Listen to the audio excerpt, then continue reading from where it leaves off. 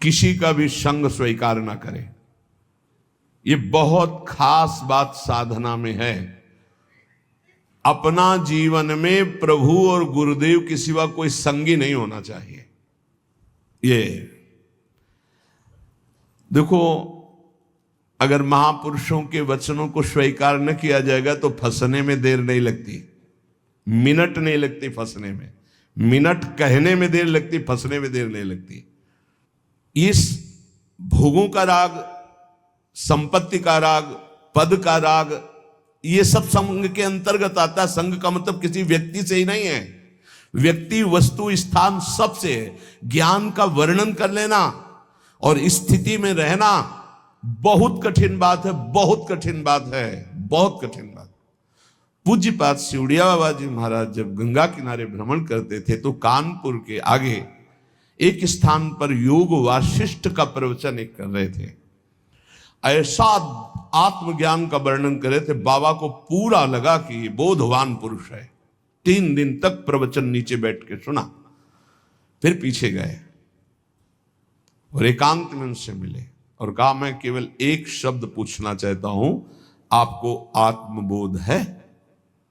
तो उनका, आप हमारे आश्रम गुरु हैं। सन्यासी गृहस्थ का आश्रम गुरु होता है, आपसे मिथ्या भाषण महापाप होगा, इसलिए प्रभु मैं वाक्पटु हूं, विद्वान हूं, शास्त्रों का सम्यक ज्ञान है, लेकिन तत्वबोध नहीं है।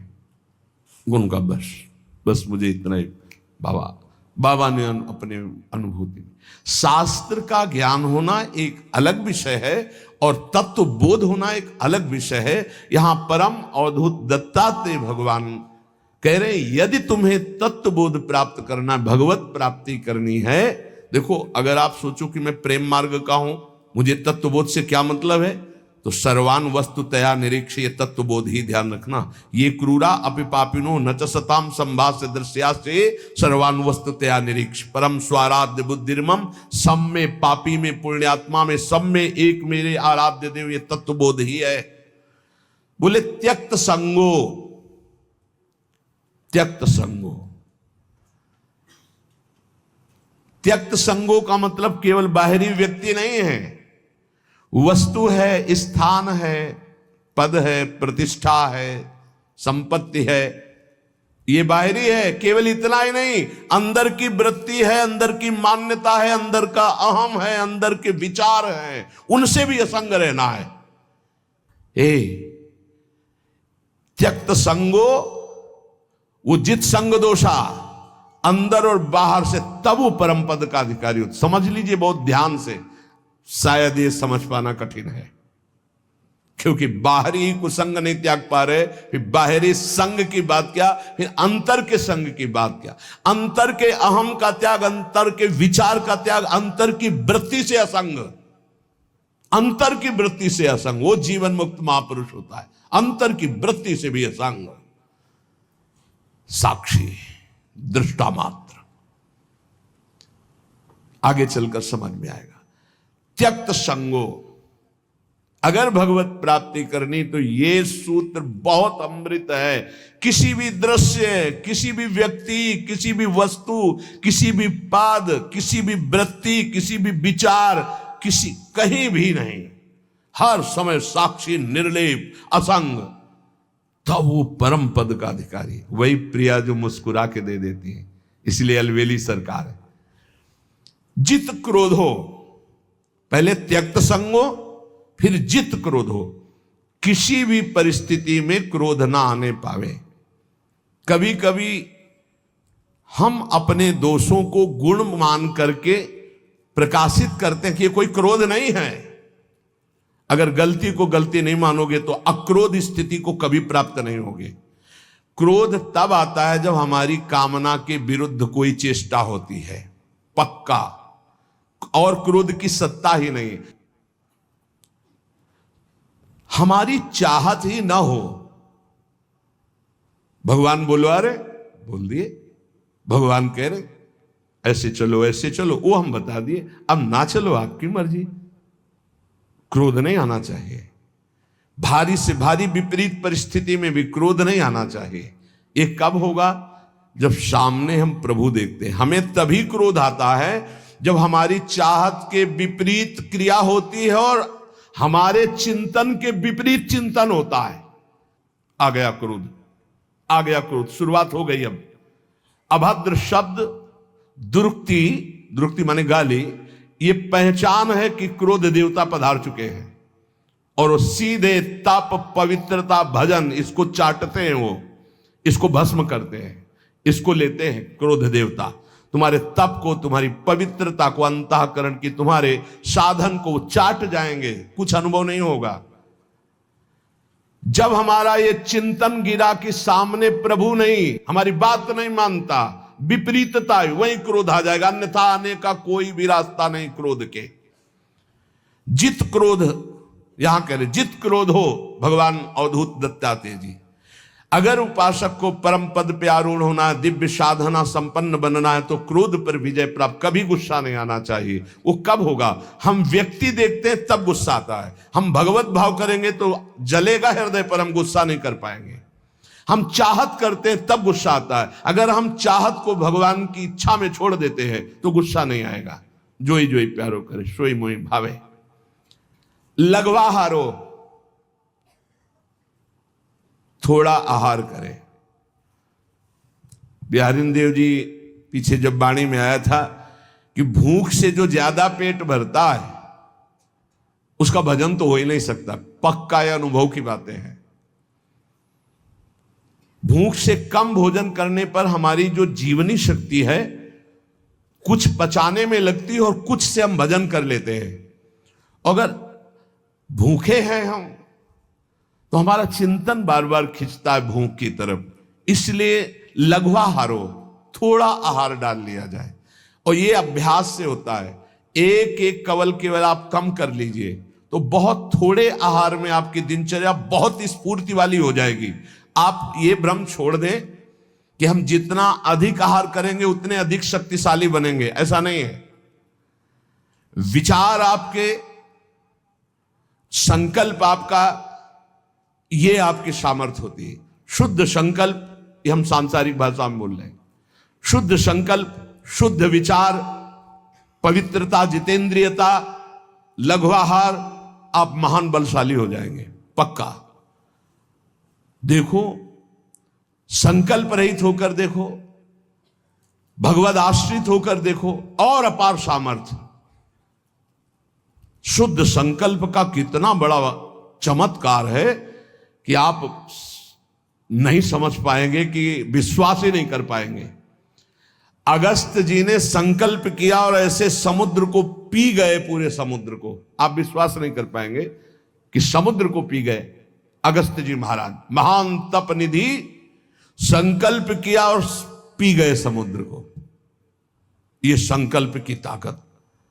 भोजन से इस पांच भौतिक शरीर का पोषण होता है और धीरे धीरे हम शरीर से अपने को अलग करने के लिए साधना कर रहे हैं। तो लघवा हारो, थोड़ा आहार चाहिए।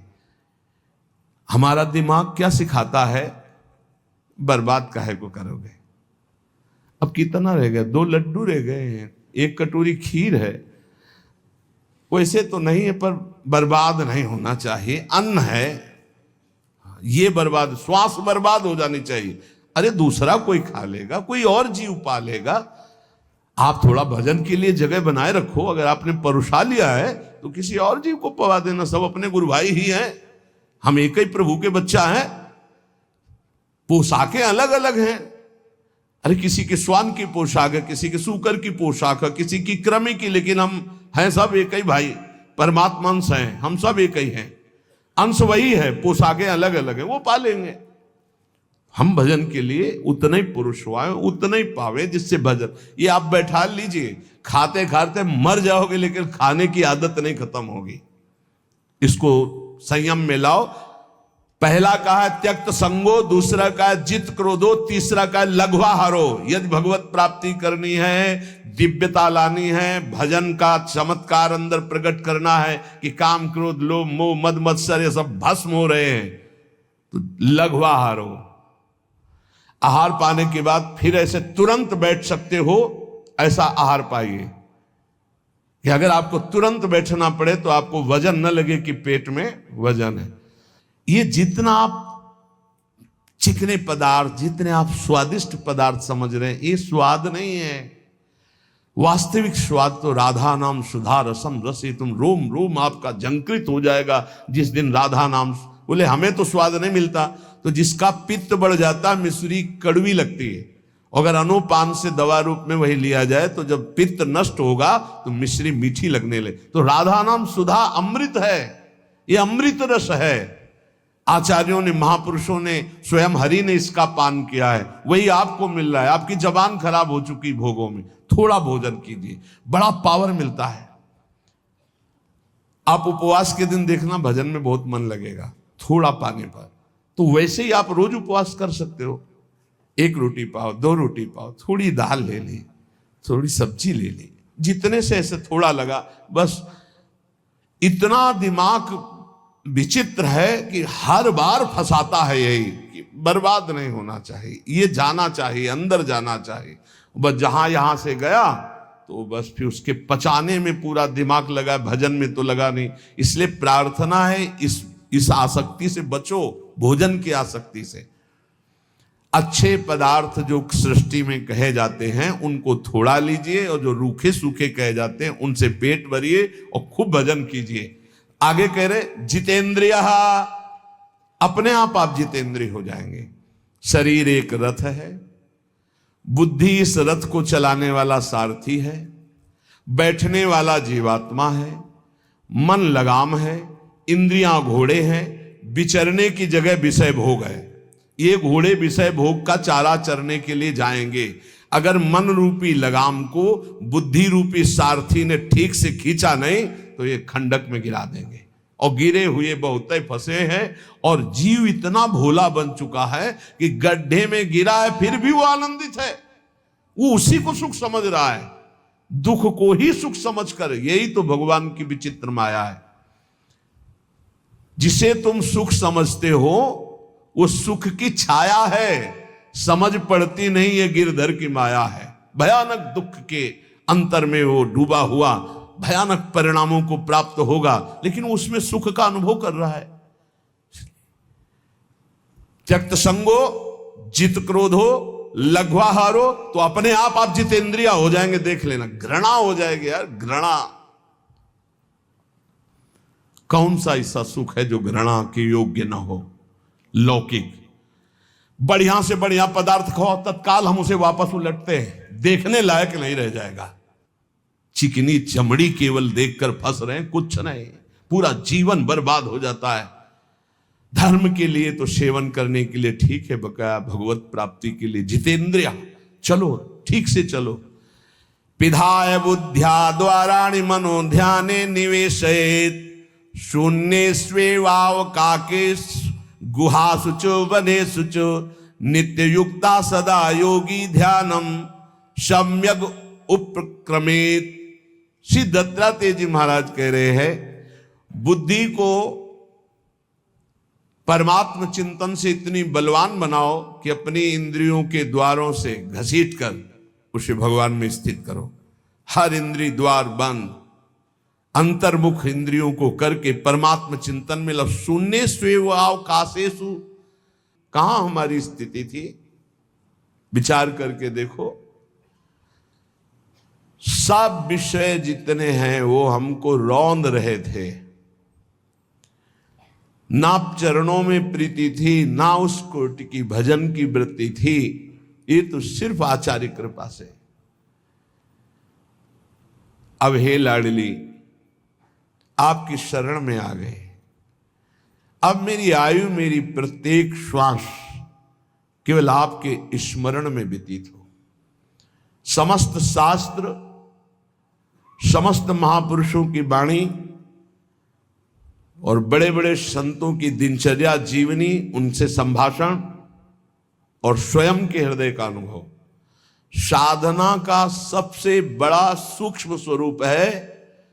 प्रतिक्षण अपने आराध्य देव का मधुर मधुर स्मरण, ये सबसे बड़ा साधन है। और इसी से भगवत प्राप्ति होती है, केवल इसी से भगवत प्राप्ति होती है। और सब साधन है उनका फल है स्मृति, और ये मधुर मधुर स्मृति ही भगवत प्राप्ति कराती है। अनन्य चेता सततम यो माम स्मृति नित्यसा तस्याहम सुलभा पार्थ। भगवान कह रहे मैं उसके लिए सुलभ हो जाता हूं जो नित्य निरंतर मेरे में आसक्त चित्त होकर मेरा स्मरण करता है। अनन्य चेता सततम यो माम स्मरति नित्यसा, इससे बड़ा कोई साधन नहीं है, और ये सबसे कठिन है। चाहे निराकार उपासक हो चाहे साकार उपासक हो, बिना स्मृति के वो अपने लक्ष्य की प्राप्ति नहीं कर सकता। ये हम बहुत से सब शास्त्रों का स्वाध्याय, संतों का समागम, ये योग की सबसे बड़ी वृत्ति है चित्त वृत्ति का निरोध करके परमात्मा स्वरूप में स्थित कर देना, जिसका स्वरूप भगवान श्री कृष्णचंद्र जी कह रहे हैं तेषाम सतत युक्ता नाम भजताम प्रीति पूर्वकम ददामि बुद्धि योगम तम येन माम उपयांति ते। जो सतत मेरा भजन करते हैं मैं उन्हें बुद्धि योग प्रदान कर देता हूं। चित्त वृत्ति का संसार की तरफ ना जाकर परमात्मा में निरंतर स्थित रहना, आराध्य देव में स्थित रहना, यही सबसे बड़ा योग, यही सबसे बड़ी भक्ति, निरंतर स्मरण, और यही सबसे बड़ा ज्ञान कि सब कुछ विस्मरण अपने स्वरूप में स्थित।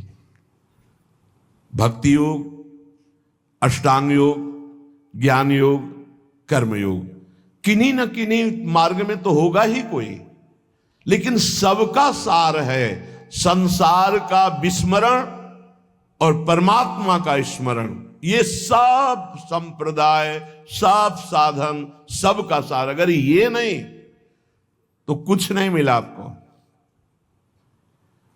सब साधन कर यह फल सुंदर, प्रभु पद पंकज प्रीति निरंतर। समस्त साधनाओं का ये परम सुंदर फल है कि अपने प्रभु के नाम में, रूप में, लीला में निरंतर स्थिति बनी रहे, अंतर रहित स्थिति बनी रहे। देखो आप हर साधना का यही फल है। बहुत सुलझा हुआ बात समझना, सब कुछ हो रहा है, स्मृति नहीं है अंदर अखंड, खास बात नहीं, कुछ नहीं हो रहा, स्मृति चल रही है, सब कुछ हो गया। ये बात अच्छे से समझ लीजिएगा। जो स्मृति प्रधान है, स्मृतिवान है, वो विशेष कृपा पात्र है। प्रायः देहाभिमानी क्रियाओं पर, संख्या पर विशेष ध्यान देता है, स्मृति पर नहीं। कृपा पात्र स्मृति पर ध्यान देता है, क्रियाओं पर नहीं। क्रियाएं हो रही, स्मृति कहां है? देहाभिमानी क्रियाओं पर ध्यान, मैंने ये किया, मैं ये करूंगा, मैं ये कर सकता हूं, वो प्रकट क्रियाओं पर ध्यान देता है। जो कृपा पात्र होता है वो आंतरिक स्मृति पे, बाहर जो बन रहा है बहुत एकाग्रता पूर्वक बनेगा, क्योंकि वो एकाग्र है, स्मृतिवान है। स्मृतिवान ही ज्ञानी है, स्मृतिवान ही योगी है, स्मृतिवान ही वैरागी है, स्मृतिवान ही प्रेमी है, भक्त है। जो को स्मृति शून्य, कोई खास बात नहीं, कितनी भी बड़ी तपस्या हो, खास बात। ज्ञानी आत्मरति, भक्त इष्टरति, योगी स्वरूप में स्थित समाधिस्थ, उठते बैठते चलते फिरते। अगर ये समाधि नहीं प्राप्त है तो संप्रज्ञात समाधि, जो संकल्पित समाधि, उसका कोई महत्व नहीं। 8 घंटे समाधि, फिर बहिर्मुख बहिर्दशा में उठते बैठते चलते फिरते असंप्रज्ञात विचक्षणा समाधि, संकल्प रहित निरंतर परमात्म स्वरूप में स्थित, ये स्मृतिवान। हर उपासक स्मृति पर जोर दे। कोई इसमें मेहनत की बात नहीं है, इसमें महत्व की बात है। यदि आप देह का महत्व रखते हैं तो भोगों की स्मृति स्वाभाविक होती है।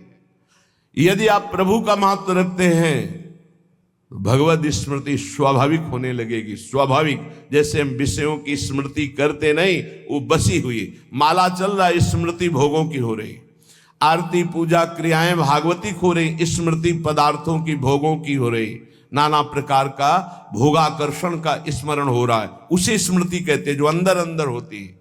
स्मृतिवान ही महान पुरुष हो सकता है, स्मृतिवान ही दिव्यता को प्राप्त होता है, इसलिए स्मृति को पकड़ो। श्रीपाद प्रबोधानंद जी महाराज, आप जिस वृंदावन में विराजमान है, प्रकत्यंतम तीर्थवा प्रविश वितते ब्रह्म महर्षि स्फुरत पश्यानैकांतिक कलित वैकुंठ भवनम तदद्युच्चान्युच्चान्यनुसर सुधा मन्यांत महोज्वले वृंदारण्ये भ्रम यदि किमप्यत्र मिलति। महाउज्ज्वल परम धाम वृंदावन जिनको मिल गया, अब क्या मिलना बाकी रह जाएगा। बहुत बड़ी ये प्रेम सिद्ध भूमि है, यहां वास मात्र करने से भगवत प्राप्ति है। संपूर्ण प्रकृति स्थूल सूक्ष्म कारण इसका जो उल्लंघन कर जाते हैं, वो ब्रह्म ज्योति में प्रवेश करते हैं। त्रिगुणात्मिका माया पर जो विजय प्राप्त करते हैं, वो ब्रह्म तेज में लीन होते हैं। उससे भी परे जो एकांतिक भगवत प्रीति संपन्न है, उनका वैकुंठ में प्रवेश होता है। उससे भी उच्चतर और भगवान के विभिन्न लीला धाम हैं, उससे भी उच्चतर ये महाप्रेम रस समुद्र वृंदावन धाम है। ये सर्वोपरि उज्जवल प्रेम रस प्रदान करने वाला। यदि तुम्हें वृंदावन मिल गया तो अब कुछ भी मिलना बाकी नहीं रह जाएगा। इसलिए वंदे वृंदावनगत महम भक्ति भारावनम्रो धन्याग्रण्यम क्रमिमपि न चान्यत्र संस्थांतरणाय।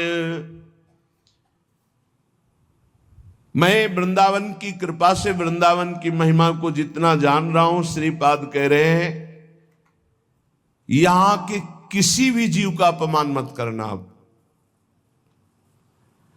यहां का अगर कीड़ा भी दिखाई देगा तो मैं माथा रख करके उसको दूर से पंचांग प्रणाम करूंगा कि तू धन्य है, वृंदावन में कीड़ा बना, मेरी स्वामिनी के महल का है। बहुत ध्यान देने, किसी की निंदा या अपमान या प्रहार दंड देना, ये तो बहुत दूरी बात है। यहां छोटे से छोटे जिसे तुम निम्न कोटि का जीव समझ रहे हो, बड़ा भारी परमहंस महात्मा बना हुआ है। वंदे वृंदावन गतमहम भक्ति भारावनम्रो धन्याग्रण्यम क्रमिमपि। यहां वृंदावन के क्रमी को मैं प्रेम भार से झुककर मस्तक रखकर प्रणाम करता हूं, क्योंकि प्रियाजू के महल का है। किंतु संस्थान त्रणाय मन्ने ब्रह्मादिक सुरगणान किम बहुक्त्या ममेयम। बड़े बड़े देवता देवराज इंद्र ब्रह्मादि को भी मैं तिनके से बड़ा नहीं समझता हूं। ये अभिमान नहीं है, ये स्थिति है। देवराज इंद्र और ब्रह्मा पद को भी मैं तिनके से बड़ा नहीं समझता हूं, क्योंकि आप ब्रह्म स्तंभ पर्यंतम सर्वम मायामयम जगत, तिनका और ब्रह्मा दोनों माया से ही रचे हैं। ब्रह्मादि देवताओं को, इंद्रादि देवताओं को मैं तृण से अधिक नहीं, अर्थात तृण के समान मानता हूं। स्वामी श्री हरिदास जी के लिए भी आया है, सुरपति नरपति लोकपति जिनके भावे घास घास रहे परम आनंद में तज सभी की आस। पर वृंदावन के मैं कीड़े को भी मस्तक रखकर जमीन पे प्रणाम करता हूं। बाहर के भी देवराज इंद्र या ब्रह्मा पद को मैं तिनके के समान समझता हूं। ऐसा आया है रसिकों के लिए कि 7 गांठ कौपीन में इंद्र बापुरो कौन। बेचारा इंद्र, उनके सामने क्या, किनके सामने? बोले जिनकी लंगोटी भी 7 जगह से सिली हुई या गांठ लगी हुई है, सही लंगोटी भी नहीं है। पर प्रिया प्रीतम के अनुराग में तो बोले इंद्र बापुरो कौन, बेचारा इंद्र क्या है उनके सामने। ये पक्की बात है। जो अपने आराध्य देव की प्रीति को प्राप्त हो गया है उसके सामने कुछ नहीं है, कोई पद नहीं। जब भक्ति का रंग चढ़ता है तो न पारमेष्ठम न महेंद्र धिष्णम कह देना बहुत सरल बात है। श्लोक याद करके बोलना या उसका अर्थ बता देना बहुत सरल बात है। और हम कह रहे हैं न पारमेष्ठम न महेंद्र धिष्णम न सार्वभौमम न रसाधिपत्यम न योग सिद्धिर अपुनर्भवम वा, नहीं चाहिए। और एक छोटा सा विषय, एक छोटी सी भोग सामग्री विचलित करके नीचे गिरा देती है, तो वो केवल दम्भ हुआ बोलना। स्थितिहीन महापुरुषों की जो बोल रहे हैं कि ब्रह्म पद या देवराज इंद्र का पद भी तिनके के समान हमारे लिए है, महत्व है तो वृंदावन का उस कीड़े का भी जो इस रज में रेंगता है। क्रमी प्रौढ़िर गाढ़ा न खलु पर तो भाति कृष्णोपि पूर्णा। मेरी बात को चतुरता पूर्वक मत समझना कि मैं वाक चातुरी से बोल रहा हूं। पक्की बात समझना कि यदि वृंदावन के बाहर श्री कृष्ण भी खड़े हो तो मैं उनको देखने के लिए आंख नहीं उठाऊंगा। जैसा श्रीपाद कह रहे हैं ऐसे श्री भट्ट देवाचार्य जी भी कह रहे हैं। विपिन राज सीमा के बाहर हरिहु को न निहार रे मन वृंदा विपिन।